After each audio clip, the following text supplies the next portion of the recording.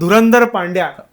काल जो आपला पांड्या पुन्हा बॅटिंग त्याने जी केली, ट्रेंडिंग विषय आहे म्हणून आणामध्ये, जो काही आपला clutch God, proven clutch God झालेला आहे हार्दिक पांड्या. जे काही त्याच्या बरोबर IPL मध्ये झालेलं, त्यानंतर जो काही त्याचा कॅरेक्टर आर्क नवीन बिल्ड होते त्याची, तर आय गेस तो वन ऑफ द लेजंड्स बनून जाईलच या गेम मधून, ऍटलिस्ट व्हाईट बॉल क्रिकेटमध्ये टेस्ट लवकरच सोडला. टेस्ट सोड. आणि मला वाटतं की he is a biopic material, माहिती त्याची स्टोरी प्रॉपर अशी फिल्मी राहिलेली प्रॉपर. तो जसा आलाय मॅगी खाऊन आलाय तो, सो तो मॅगीचे कमर्शियल्स पण चांगलेच करू शकतो.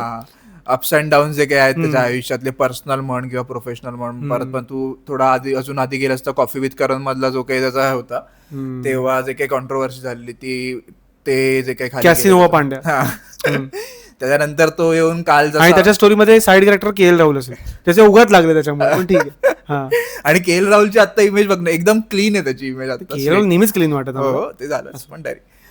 तर त्यानंतर हे कालच्या इनिंग सारखी येऊन, तो कालची इनिंग जसा खेळला त्यानंतर तसा तो येऊन खेळतो.